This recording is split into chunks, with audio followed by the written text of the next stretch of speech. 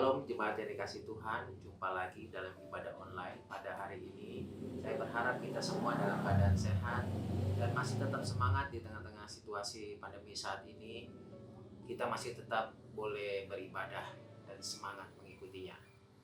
Sebelum kita mendengarkan firman Tuhan, Bapak Ibu, saya mengajak kita semua untuk kita tundukkan kepala. Kita mohon hikmat daripada Tuhan untuk mendengarkan firman Tuhan. Mari kita sama-sama bersatu di dalam doa. Bapa di dalam sorga, terima kasih Tuhan. Hari ini kami jemaat-Mu boleh datang kembali beribadah kepada Tuhan. Tiba saatnya Tuhan kami mendengarkan firman-Mu ya Tuhan. Tuhan berkatilah kami, beri kami hikmat pewahyuan, supaya kami mengerti apa yang kami simak, apa yang kami baca, apa yang kami dengarkan. Biarlah Tuhan pakai hamba-Mu ya Tuhan jadi saluran berkat bagi kami semua yang mendengarkan firman Tuhan pada saat ini. Berbicara Tuhan karena kami siap untuk mendengarkan. Di dalam nama Tuhan Yesus kami sudah berdoa. Amin.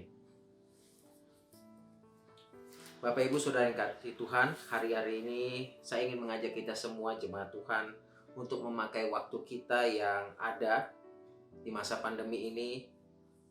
Karena puji Tuhan kita masih diizinkan lebih banyak waktu bersama keluarga, tentunya di rumah. Mungkin ada yang masih bekerja di rumah, ada yang masih tetap bekerja di kantor. Tapi kebanyakan dari kita lebih banyak waktu di rumah. Oleh sebab itu, seperti halnya hari ini kita jemaat Tuhan, hari Minggu, kita masih bisa tetap beribadah. Mungkin ada yang bersama dengan keluarga, atau mungkin juga ada yang secara pribadi beribadah sendiri. Mari Bapak Ibu, kita masih diberi kesempatan untuk datang beribadah kepada Tuhan, bisa menyimak tayangan rekaman video firman Tuhan yang tim penggembalaan Genesaret persiapkan.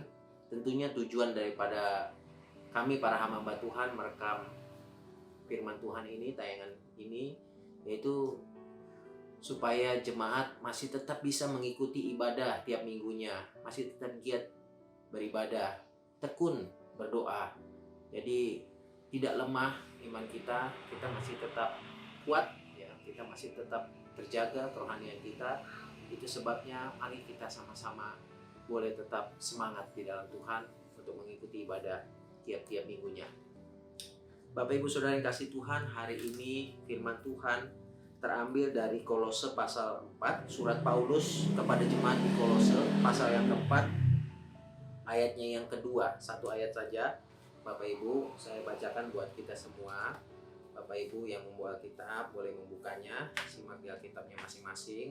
Saya akan baca buat kita semua. Firman Tuhan, Kolose pasal 4 ayat 2, demikian. Bertekunlah dalam doa, dan dalam pada itu berjaga-jagalah sambil mengucap syukur. Saya ulangi, bertekunlah dalam doa, dan dalam pada itu berjaga-jagalah sambil mengucap syukur. Bapak Ibu Saudara yang kasih Tuhan,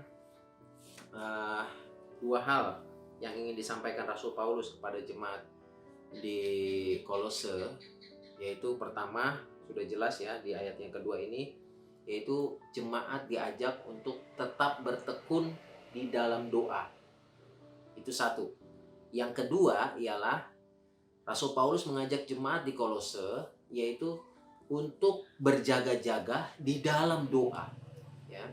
Jadi bertekun di dalam doa dan berjaga-jaga di dalam doa. Ya.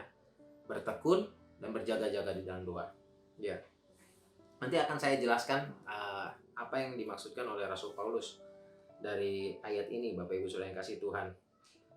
Seperti Bapak Ibu baca di Alkitab Bapak Ibu masing-masing, bahwa sudah jelas di sini maksud dari ayat ini, yaitu kita semua ya, jemaat Tuhan termasuk Rasul Paulus ketika menuliskan surat Kolose ini kepada jemaat di Kolose, yaitu Rasul Paulus mengajak kita semua orang percaya untuk tetap bertekun di dalam doa. Itu yang pertama.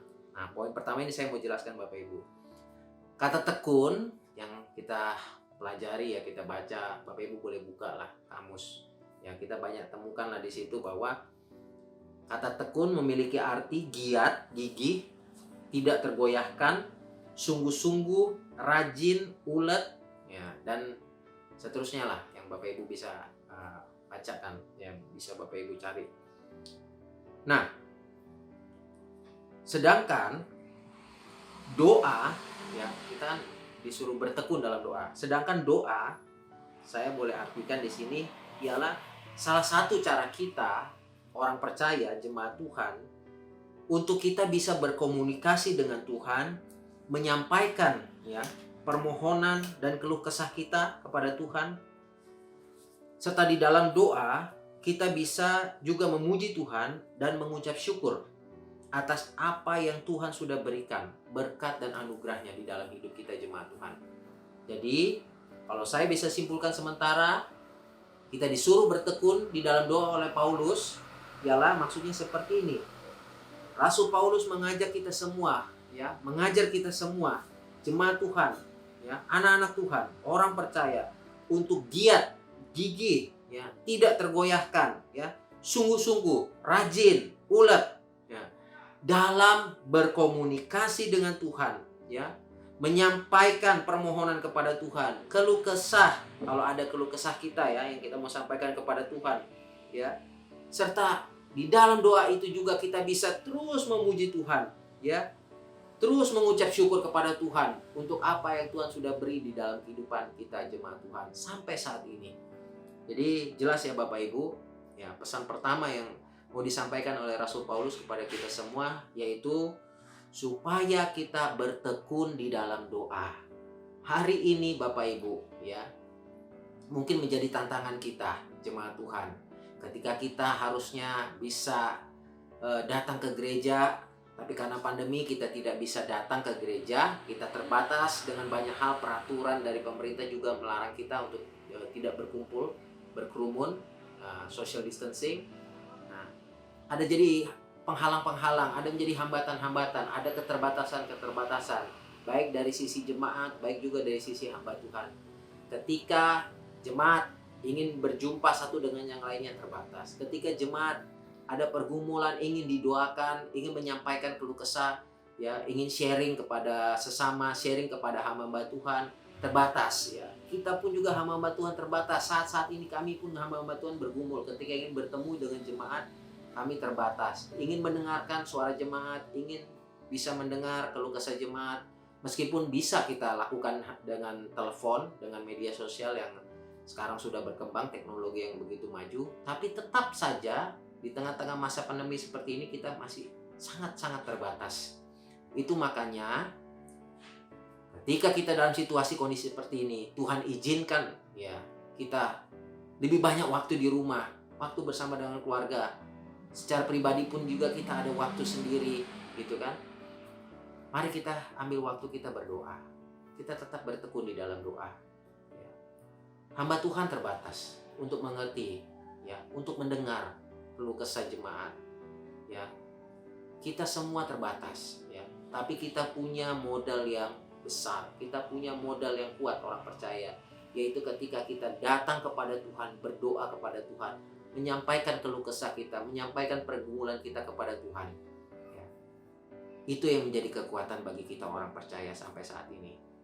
Itu yang menjadi penyebab kenapa kita masih bisa bertahan sampai saat ini, karena kita masih tetap bertekun di dalam doa, kita masih tetap giat di dalam Tuhan, giat beribadah, giat berkomunikasi dengan Tuhan, berinteraksi dengan Tuhan, ya, bersekutu dengan Tuhan. Jadi pesan yang pertama yang saya mau sampaikan buat kita semua, yaitu jemaat Tuhan, mari kita bertekun di dalam doa, mari kita giat, mari kita sungguh-sungguh, ya. Mari kita benar-benar rajin berdoa, ya kan? Di tengah-tengah situasi seperti ini, ketika kita udah nggak bisa ke gereja, terbatas, udah hampir, kurang lebih saya itu udah dari bulan Desember, sekarang sudah mau masuk bulan Maret lagi, ya kan? Udah hampir 3 bulan lebih kita tidak bisa ke gereja. Mari kita tetap berdoa, ya. Mari kita tetap bertekun di dalam doa. Nah, yang kedua, Bapak Ibu, pesan yang mau disampaikan oleh Rasul Paulus kepada jemaat di Kolose, dan itu pun juga berlaku buat kita sampai saat ini. Firman Tuhan itu ya dan amin, berlaku buat kita jemaat Tuhan hari ini, yaitu berjaga-jagalah di dalam doa kita. Mungkin Bapak Ibu pernah ingat satu peristiwa di dalam Alkitab, di mana ketika Yesus sebelum dia masuk masa sengsaranya dia menghadapi salib, ya, Yesus mengajak murid-murid untuk datang ke Taman Getsemani.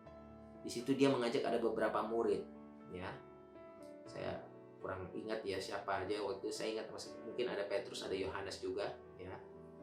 Ada beberapa murid Tuhan Yesus yang ikut waktu itu. Yesus berdoa ya, sepelempar batu jauhnya dari jarak murid-murid. Sebelum dia pergi ke tempat dia berdoa di Taman Getsemani, Yesus suruh murid-murid berdoa, berjaga-jagalah. Apa maksudnya ini, Bapak Ibu? Jadi saya punya pengalaman nih Bapak Ibu, waktu saya di Pekanbaru masih mahasiswa praktek 1 tahun nih. Saya udah evangelis waktu itu karena diutus oleh yayasan sekolah saya diutus dan saya jadi evangelis di satu gereja. Ada kegiatan di gereja itu namanya doa subuh. Ya, jadi ketika kita mau doa gitu ya, tapi lebih banyak waktu itu saya kegiatan dari siang sampai larut malam itu saya tidur kurang lebih itu jam 2 atau jam 3 ya. Saya baru tidur. Sedangkan doa subuh itu harus bangun jam 4. Kalau nggak salah jam 4, jam setengah 5 gitu. Jadi kurang sekali waktu saya istirahat. Nah, ketika waktunya saya doa subuh, ya itu terjadi sesuatu yang tidak saya inginkan ya. Jadi ketika lagi dalam pujian penyembahan saya ikut itu, tapi dengan setengah ngantuk ya, setengah rasa capek saya karena saya kurang tidur. Nah, tidur terlalu larut. Akhirnya waktu doa ya saya ikut berdoa, saya lipat tangan, tunduk kepala, saya berdoa. Awal-awal saya masih berdoa, tapi karena saya tidak berjaga-jaga waktu itu, karena saya tidak kuat waktu itu, akhirnya saya kebablasan Bapak Ibu. Ya, puji Tuhannya, kenapa saya bilang puji Tuhan ya? Karena saya bangun pas amin semua rangkaian acara itu, doa subuh itu amin selesai, saya langsung baru tersadar. Nah, ya, saya baru langsung tersadar. Nah, gitu. Terus saya melihat, wah, udah selesai nih, udah berdoa nih mereka nih, udah salam-salaman kan gitu. Gitu kan. Tapi saya rasa malu sendiri. Mungkin dalam hati saya, mungkin jemaat atau majelis ada yang memperhatikan, mentor saya waktu itu, gembala saya, ada yang memperhatikan saya tertidur waktu dalam doa. Nah, saya baru tahunya setelah paginya itu, ketika saya sarapan bareng dengan mentor saya, gembala. Nah, beliau tanya kepada saya, Martin, ya, kamu capek ya? Kamu lelah ya?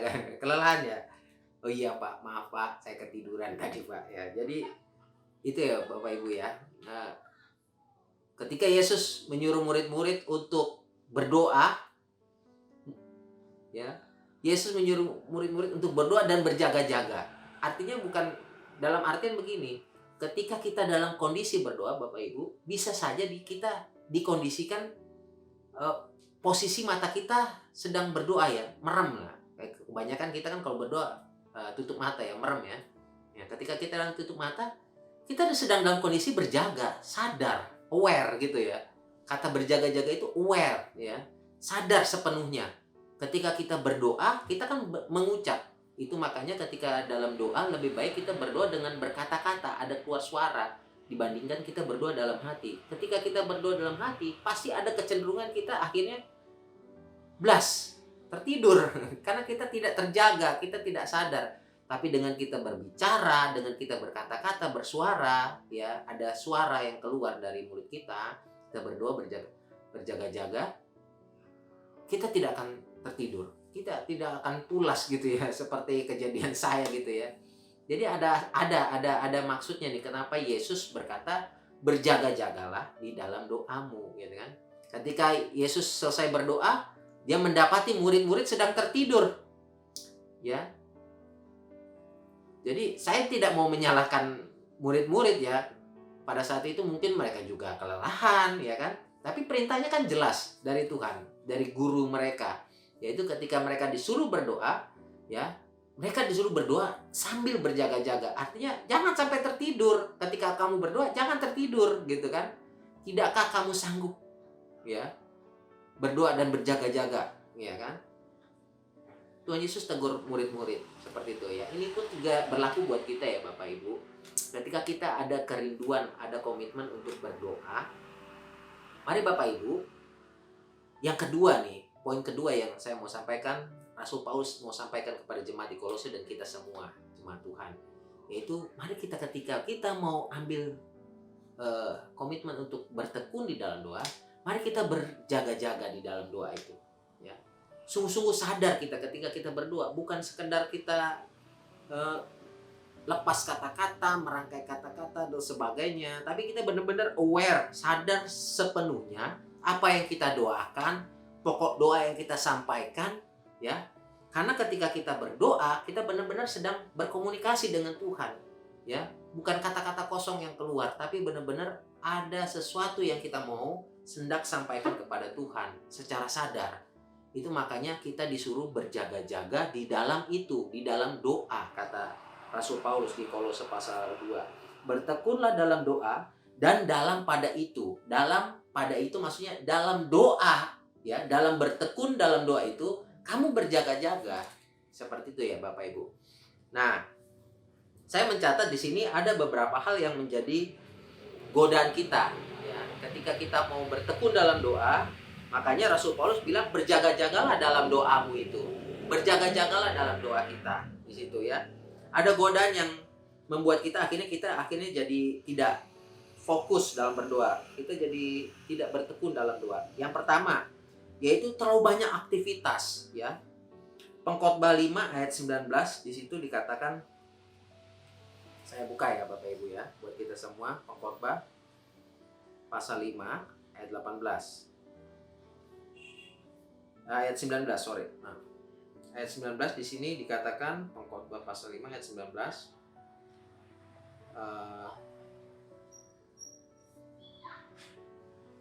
Saya baca mulai dari ayat 18 saja ya Bapak Ibu. Setiap orang yang dikaruniai Allah kekayaan dan harta benda dan kuasa untuk menikmatinya, untuk menerima bagiannya, dan untuk bersuka cita dalam jerih payahnya, juga itu pun karunia Allah. Ayat 19 dilanjut. Tidak sering ia mengingat umurnya, karena Allah membiarkan dia sibuk dengan kesenangan hatinya. Jadi ketika kita nih, Bapak Ibu, kita pengen gitu ya, ada kerinduan mau bertekun di dalam doa, ya, ambil komitmen untuk bertekun dalam doa. Tapi karena terlalu banyak aktivitas yang kita lakukan sepanjang hari itu, misalnya kita mau tentukan hari Senin saya mau berdoa. Tapi karena terlalu banyak aktivitas yang kita lakukan di hari Senin itu, padahal ada waktu doa kita di situ, ya.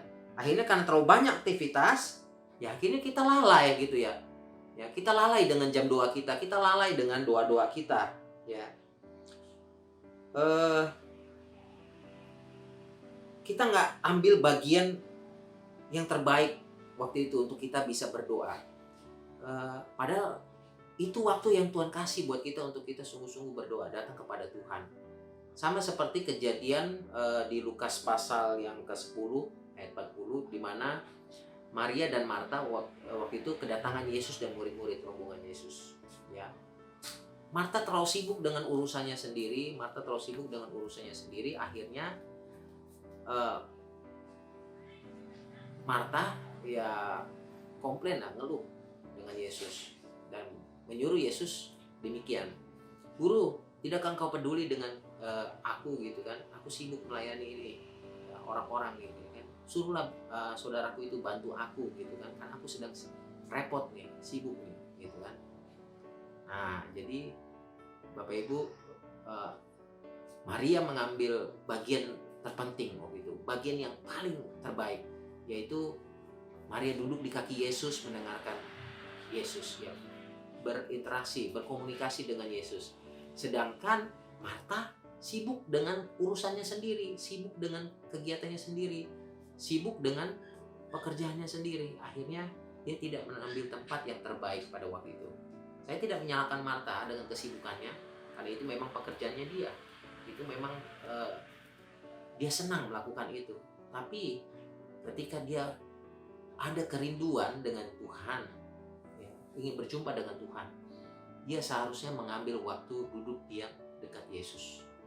Itu yang terbaik menurut saya. Ketika Bapak Ibu ambil waktu untuk mau datang berdoa, mari Bapak Ibu sungguh-sungguh ya, persiapkan diri datang berdoa, ya. Jangan terlalu sibuk dengan kesibukan kita. Yang kedua, Bapak Ibu, yaitu godaan kita untuk kita tidak bertekun di dalam doa, yaitu kita terlalu capek, Bapak Ibu. Ada dua hal yang buat kita capek. Ya, satu, ya tadi karena faktor yang pertama, kita terlalu sibuk dengan banyak aktivitas kita, akhirnya badan kita capek, ya kita lelah, ya pegel-pegel badan, wah udah, akhirnya cari alasan lah kita, Tuhan ngerti kok. Kita sering kali permisif dengan diri kita sendiri, dalam hati kita ngomong, Tuhan ngerti kok. Kalau karena kita capek, ya udah kita nggak usah berdoa, ya kan, nggak usah berdoa dulu lah, gitu kan. Tapi akhirnya kita lalai gitu, kita pengen bertekun di dalam doa, kita lalai, ya tadinya mau berdoa jadinya istirahat, tadinya berdoa jadinya tidur gitu kan, karena kita terlalu lelah, terlalu capek. Yang kedua, capek secara psikologis, artinya kita sudah mumet, kita udah penat, ya kalau kata penat itu udah sungguh-sungguh udah lelah banget tuh, pikiran tuh kayaknya udah mumet banget gitu ya. Mungkin ada pergumulan, mungkin ada permasalahan yang kita simpan unek-unek, itu yang kita tidak keluarkan, tidak kita selesaikan, kita tidak tersampaikan, ya kan, tidak terucap. Akhirnya kita lelah secara batin, ya kan, kita lelah secara psikologis. Akhirnya udahlah, ambil keputusan, saya nggak mau berdoa dulu lah, mumet saya, gitu kan, saya pusing, saya capek gitu kan, secara batin gitu ya. Nah ini seringkali yang menjadi penghalang bagi kita untuk kita mau tetap bertekun di dalam doa. Sedangkan Paulus berkata, berjaga-jagalah daripada itu di dalam doa kita, berjaga-jagalah di dalam doa kita. Justru ya berdoa itu penting, ya bagian yang terpenting yang harus kita lakukan pada saat itu. Yang ketiga, Bapak Ibu, yaitu kita terlalu terburu-buru, ya godaan kita untuk bertekun dalam doa, kita terlalu terburu-buru, ya terburu-buru ya dalam berdoa, ya mungkin ada sesuatu yang kita mau lakukan setelah berdoa, ya akhirnya jadi terburu-buru dalam berdoa. Ketika kita terlalu terburu-buru, Bapak Ibu boleh menilai sendiri ya. Ketika kita melakukan satu pekerjaan dengan terburu-buru, pasti hasilnya tidak baik. Ketika kita mau melakukan sesuatu pekerjaan, tugas atau apapun juga, ketika kita terburu-buru, akhirnya ada aja gitu ya yang kita terlewati, ada hal yang kita tidak selesaikan gitu. Ini sih gara-gara buru-buru. Ini sama halnya Bapak Ibu, ketika kita terburu-buru di dalam doa, kita terlalu ya terburu-buru dalam doa. Itu pun juga berlaku ketika kita sedang beribadah. Ketika kita terlalu terburu-buru dalam doa, akhirnya apa? Kita nggak fokus. Akhirnya contoh kasus lah kayak dalam doa gitu. Kita terlalu terburu-buru dalam doa, akhirnya kita kayak ya udah doa sejadinya aja lah gitu kan, doa cepet-cepet aja gitu kan, Tuhan ngerti kok gitu kan, karena ini lagi buru-buru nih atau sebagainya lah gitu kan, terlalu lama lah gitu. Padahal sesungguhnya doa itu adalah momen di mana kita bersekutu dengan Tuhan, kita menyampaikan keluh kesah kepada Tuhan, keluh kesah kita kepada Tuhan, ya, segala pergumulan kita, Tuhan mendengarkan kita, dan kita pun berusaha untuk duduk diam tenang gitu ya, merenungkan kebaikan Tuhan dan sebagainya di dalam doa kita ya. Jadi Bapak Ibu, ketika kita terburu-buru, sepertinya kita ini kayak sedang main-main gitu ya, nggak sungguh-sungguh berdoa. Ini kita terjebak dalam nggak sungguh-sungguh dalam berdoa ya. Ini jadi godaan kita juga nih Bapak Ibu dalam berdoa. Ini masih tetap di poin yang kedua ya Ibu, tetap supaya kita berjaga-jaga dalam bertekun dalam doa, supaya kita yaitu jangan terburu-buru dalam doa kita. Nah berikutnya Bapak Ibu, kita terlalu anggap remeh ya, terlalu anggap sepele yang namanya doa ya. Kita mau komitmen bertekun dalam doa, tapi ada godaan kita ketika kita terjebak dalam situasi di mana ya nggak usah berdoa lah, ya berdoa nggak berdoa sama aja gitu kan, terlalu anggap sepele gitu ya kuasa doa, terlalu anggap sepele pentingnya berdoa. Padahal Alkitab berkata kita disuruh berdoa ya.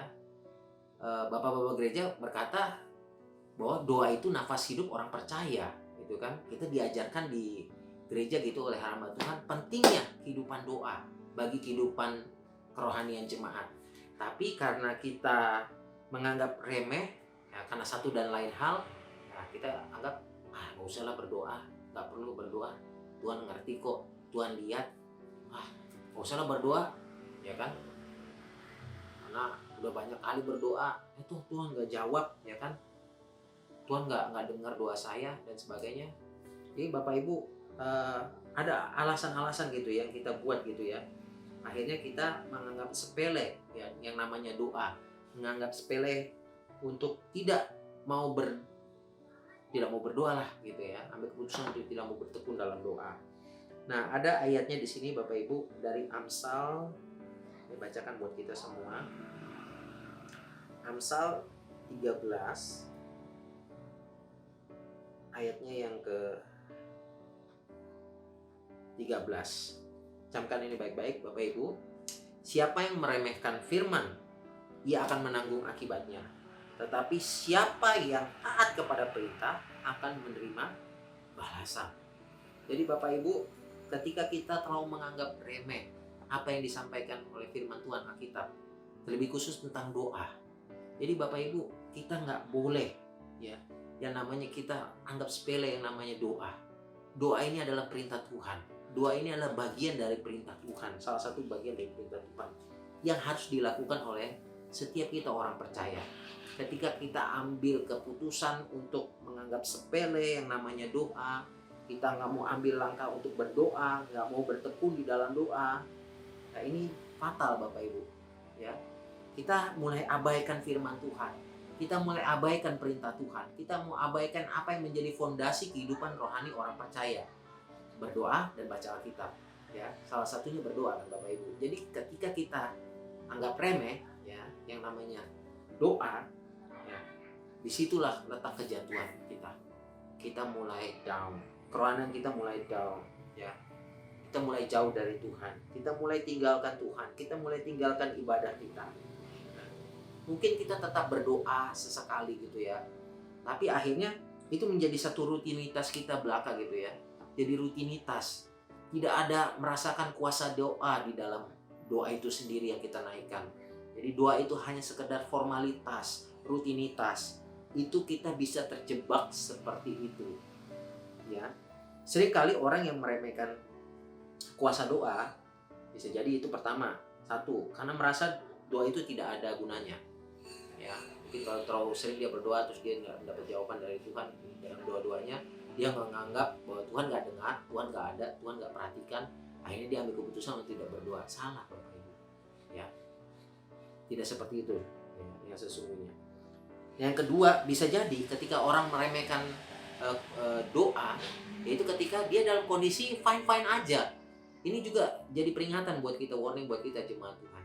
Ketika kita dalam kondisi tidak bergumul, kita baik-baik saja, kita sehat, kita kuat, kita ada, ya kita merasa banyak, kita tercukupi, semua ada, semua tersedia gitu ya. Dan akhirnya kita lalai gitu dalam kehidupan doa kita. Kita akhirnya udah gak usah berdoa lah, berdoa kok sama aja kok, saya tetap ini kok, saya tetap sehat, saya tetap kuat, saya tetap ada, saya tetap jadi bisa bekerja, saya bisa punya uang, bisa ini tetap studi, saya tetap bisa segala macam melakukan banyak hal gitu. Jadi mulai mengandalkan kekuatan sendiri, bukan kekuatan doa. Jadi Bapak Ibu, ya, ini warning buat kita.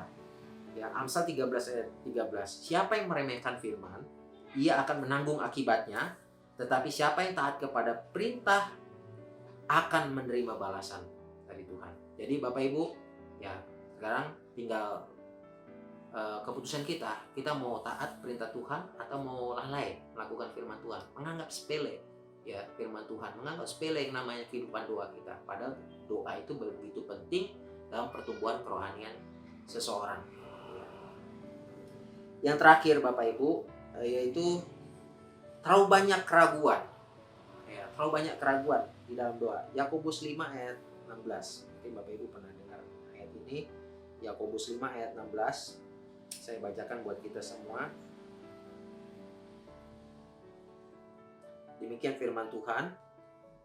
Karena itu hendaklah kamu saling mengaku dosamu dan saling mendoakan supaya kamu sembuh.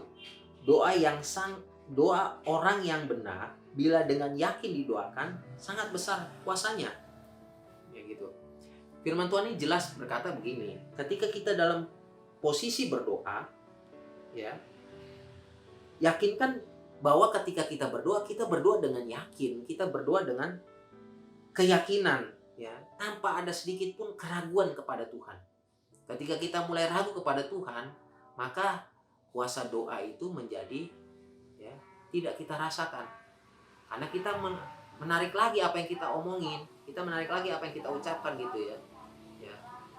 Karena sesungguhnya ketika orang percaya berdoa kepada Tuhan, sesungguhnya dia sedang percaya kepada Tuhan.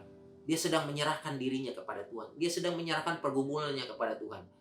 Dia sedang meminta tolong kepada Tuhan supaya Tuhan tolong dia. Tuhan campur tangan di dalam kehidupan dia. Campur tangan dalam segala apa yang dia lakukan di dalam hidupnya.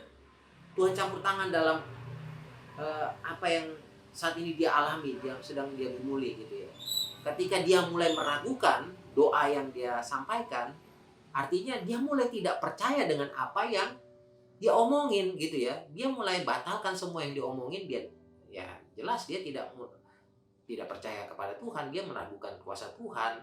Itu sebabnya ini menjadi doa godaan kita ya, ketika kita mau bertekun dalam doa, yaitu ketika kita ya ada keraguan di dalam diri kita. Bapak Ibu Saudara yang kasih Tuhan, poin yang kedua jelas Rasul Paulus sampaikan kepada kita. Dari semua goda-godaan yang tadi saya sampaikan kepada kita, mari kita berjaga-jaga di dalam doa kita. Pada saat kita bertekun dalam doa, mari kita berjaga-jaga, sadar benar, aware benar, bahwa ada banyak godaan-godaan yang berusaha untuk membuat kita tidak fokus kepada Tuhan, tidak fokus berdoa, tidak tekun berdoa. Entah itu aktivitas kita, kesibukan kita, entah itu karena kita kelelahan, kecapean gitu ya. Entah itu kita sering terburu-buru dalam melakukan ibadah kita atau doa-doa kita, jam doa kita. Entah itu kita juga anggap sepele di dalam kita berdoa, anggap sepele kuasa doa. Entah itu ada keraguan di dalam hati kita. Ini Bapak Ibu, saya sampaikan ini semua kepada kita semua jemaat Tuhan. Kita berjaga-jaga. Mari kita berjaga-jaga dalam doa kita. Supaya apa Bapak Ibu? Ketika kita bertekun dalam doa, tujuannya apa? Yaitu menjaga diri kita dari yang namanya kelesuan rohani, kekeringan rohani, kesuaman rohani. Ya, itu satu. Yang kedua, tujuannya yaitu supaya menjauhkan kita dari yang namanya perbuatan yang jahat, dari dosa. Saya ingat kata dosen saya, salah satu hamba Tuhan yang mungkin Bapak Ibu cukup terkenal lah di Indonesia ini. Beliau adalah Pak Pendeta Pontius Takaliwang, salah satu hamba Tuhan yang melayani Tuhan di bidang okultisme, yang sering melayani orang pelepasan dan sebagainya. Saya ingat dosen saya ini berkata di salah satu kuliahnya, beliau bilang gini, banyak doa, banyak berkat. Dia bilang gitu. Kurang doa, ya, banyak dosa. Dia bilang gitu. Kurang doa, banyak dosa. Banyak doa, banyak berkat. Kurang doa, banyak dosa. Kecenderungan orang yang jauh dari Tuhan, tidak intim dengan Tuhan, ya, hubungan pribadinya dengan Tuhan dalam kehidupan doanya, tidak tekunannya dia dalam doa, itu akan membawa dia makin jauh dari Tuhan, membawa dia makin tidak dekat dengan Tuhan, membawa dia akhirnya menjadi kering secara rohani, suam secara rohani, lesu secara rohani. Ya, akhirnya yang dekat apa? Yang jahat. Ya, harusnya dekat dengan yang baik, yang dengan hal-hal yang rohani, dengan Tuhan gitu. Dia akhirnya dekat dengan yang jahat. Ya, karena dia tidak bertekun di dalam doa, dia tidak berjaga-jaga di dalam doanya. Ya. Itu makanya ini harus diperhatikan ya. Ada contoh kasus di dalam Alkitab, Ayub. Ya, contohnya Ayub. Di Ayub pasal 2, di situ dikatakan Ayub pasal 2. Saya ajak kita semua baca ayat ini, Bapak Ibu. Ini udah mau kesimpulan kita di sini ya kan. Ketika kita tidak bertekun dalam doa, itu membuat kita jadi jauh dari Tuhan. Yang dekat malah yang jahat. Banyak dosa gitu kan yang mendekat akhirnya yang kita lakukan. Nah, ini Ayub 2 ayat ayat yang ketiga, demikian firman Tuhan. Firman Tuhan kepada iblis, apakah engkau memperhatikan hambaku Ayub? Sebab tiada seorang pun di bumi seperti dia yang demikian saleh dan jujur, yang takut akan Allah dan menjauhi kejahatan. Ia tetap tekun dengan kesalehannya, meskipun engkau telah membujuk aku melawan dia untuk mencelakakan tanpa alasan. Jadi ketika kita hidup dalam kerohanian kita, ya, hidup dalam kesalehan kita, ya kan, kita tetap bertekun di dalam doa, ya, yang datang itu iblis menggodai, ya kan, ya, meragukan kebaikan Tuhan. Tapi di sini yang menarik ialah Ayub, meskipun dia bergumul, meskipun dia susah, dia menderita, dia tetap menjaga kesalehan hidupnya. Dia tetap percaya kepada Tuhan, dia tetap datang kepada Tuhan. Bahkan kalau kita baca di kisah-kisah Ayub, ya gitu, lebih banyak di situ ditampilkan komunikasi Ayub dengan Allah di dalam doa dia, ya, keluh kesah dia sampaikan kepada Tuhan. Jadi Bapak Ibu, tidak salah ketika kita berdoa keluh kesah kepada Tuhan, ya. Pada akhirnya Ayub menyadari bahwa, ya, dia terbatas secara manusia, ya. Dia akhirnya berserah kepada Tuhan. Dia berserah kepada Tuhan. Dia berserah kepada kuasa Tuhan. Dan Tuhan pulihkan hidupnya. Ya. Lihat Ayub, Bapak Ibu. Nah, ada yang menarik juga di kisah Tawarik, ya. Di 2 Tawarik pasal 12 ayat 12, saya nggak ajak kita untuk buka Alkitab itu. Tapi saya sedikit menyimak dari kisah itu. Yaitu kisah Raja Rehabeam. Ya. Bagaimana ketika dia waktu itu dihukum Tuhan. Karena dia tidak taat kepada Tuhan. Dia dimurkai oleh Tuhan, sehingga raja dari Mesir yang bernama Sisak menjajah, ya, Israel waktu itu, dan akhirnya mereka dijajah, ya, oleh bangsa Mesir. Tapi yang terjadi ialah Rehabeam menyesal atas ketidaktaatannya kepada Tuhan. Akhirnya dia berdoa tunduk kepada Tuhan, ya, dan Tuhan memulihkan keadaan Rehabeam. Yang terjadi ialah setelah dia dipulihkan oleh Tuhan. Nah ini Bapak Ibu, perhatikan, ya. Rehabeam tidak bertekun mencari Tuhan. Dikatakan tidak bertekun mencari Tuhan. Dia tidak sungguh-sungguh mencari Tuhan kembali. Akhirnya apa? Tuhan hukum kembali, Bapak Ibu. Nah ini hati-hati ya Bapak Ibu, ya. Ketika kita udah mulai tidak bertekun, ya, tidak sungguh-sungguh mencari Tuhan, tidak sungguh-sungguh berdoa, ya, kita mulai jauh dari Tuhan. Yang datang yang dekat, ya, yang jahat justru yang datang, ya, si iblis yang datang, ya, setan yang datang menggoda kita, menggoncang iman kita. Jadi Bapak Ibu perhatikan ini, ya, ya, penting sekali bagi kita, ya Bapak Ibu. Berikutnya Bapak Ibu, apa menjadi tujuan kita supaya kita bertekun dan berjaga-jaga dalam doa kita? Ini menumbuhkan cinta kasih kita kepada Tuhan dan kesukaan daripada Tuhan. Amsal 8 ayat 17. Saya bacakan buat kita. Amsal 8 ayat 17. Di situ dikatakan, aku mengasihi orang yang mengasihi aku, dan orang yang tekun mencari aku akan mendapatkan aku. Jadi Tuhan senang dengan orang-orang yang bertekun di dalam doa, orang yang bertekun mencari Tuhan, gitu. Ada kesukaan Tuhan di dalamnya ketika kita bertekun di dalam Tuhan. Dibandingkan orang yang tidak bertekun di dalam doa, dibandingkan orang yang tidak berdoa sama sekali, Tuhan tidak senang dengan hal itu, ya. Justru Tuhan senang dengan orang-orang yang berdoa, orang-orang yang tekun mencari Tuhan, ya. Kita mau pilih yang mana Bapak Ibu, ya?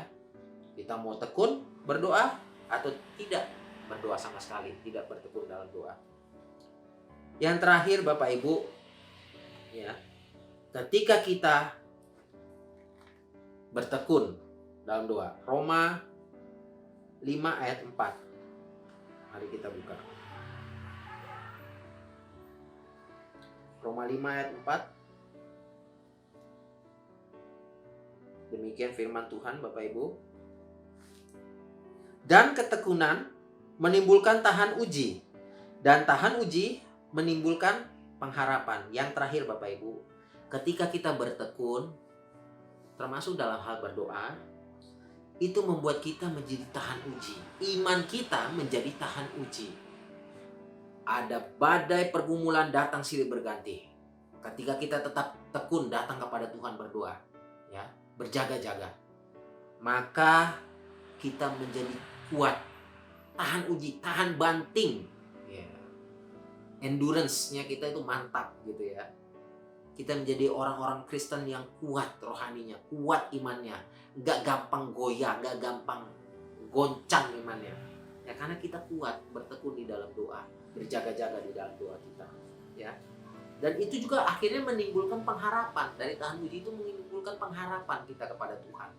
Dibandingkan orang yang tidak berdoa, dibandingkan orang yang akhirnya memutuskan, udahlah, saya gak mau berdoa. Apa yang didapatkan dari itu Bapak Ibu? Ketika kita mulai tidak bertekun dalam doa, ketika kita mulai ambil keputusan, saya nggak mau berdoa lagi gitu kan. Yang ada kita menjadi lesu, kita menjadi tidak semangat, ya kan? Kita hilang pengharapan, kita merasa putus asa dan sebagainya. Itu yang menguasai hidup kita. Bukan pengharapan, bukan kekuatan, bukan sukacita yang datang, ya.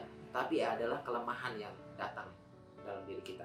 Itu makanya Bapak Ibu, saya mengajak kita semua hari ini, minggu ini, mari dari tema renungan firman Tuhan pada hari ini, mari kita bertekun di dalam doa kita dan kita berjaga-jaga di dalam doa kita dalam hal-hal yang goda-godaan tadi ya Bapak Ibu, supaya kita kuat iman kita, nah, dan kita menjadi tahan uji.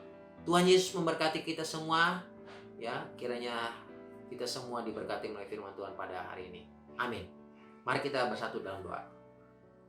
Bapa di dalam sorga, terima kasih, kami mengucap syukur buat firman-Mu pada hari ini. Hamba-Mu berhenti menyampaikan firman Tuhan.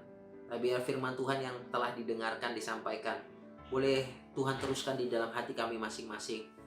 Tuhan membuat kami mengerti arti pentingnya bertekun di dalam doa dan berjaga-jaga di dalam doa kami ini Tuhan. Supaya kami mengerti Tuhan, iman kami boleh bertumbuh di dalam ketekunan kami dalam berdoa. Ada kerohanian kami boleh bertumbuh Tuhan di dalam Tuhan. Iman kami tahan uji ya Tuhan. Dan itu menimbulkan pengharapan ya Tuhan di dalam diri kami. Terima kasih ya Tuhan Yesus buat firman Tuhan pada hari ini. Diberkatilah hamba-hamba-Mu, diberkatilah anak-anak Tuhan, jemaat Tuhan yang saat ini sedang bergumul di tengah-tengah situasi pandemi saat ini Tuhan. Mereka bergumul ya Tuhan dalam kondisi mereka saat ini Tuhan. Kami berdoa, hamba-Mu berdoa ya Tuhan. Kiranya Tuhan kuatkan dan teguhkan iman percaya mereka ya Tuhan. Buat mereka boleh terus datang kepada Tuhan melalui kehidupan doa mereka ya Tuhan. Mereka tetap bertekun mencari Tuhan, mencari wajah Tuhan. Sehingga Tuhan kuatkan mereka. Kuatkan iman jemaat-Mu ya Tuhan. Kuatkan dan teguhkan iman jemaat-Mu ya Tuhan. Di tengah-tengah situasi pandemi saat ini, mereka akan keluar sebagai pemenang. Mereka akan ditolong Tuhan, dipeliharakan oleh Tuhan. Terima kasih Bapa di sorga. Ini doa kami Tuhan. Syukur kami buat firman-Mu. Di dalam nama Tuhan Yesus kami berdoa. Amin.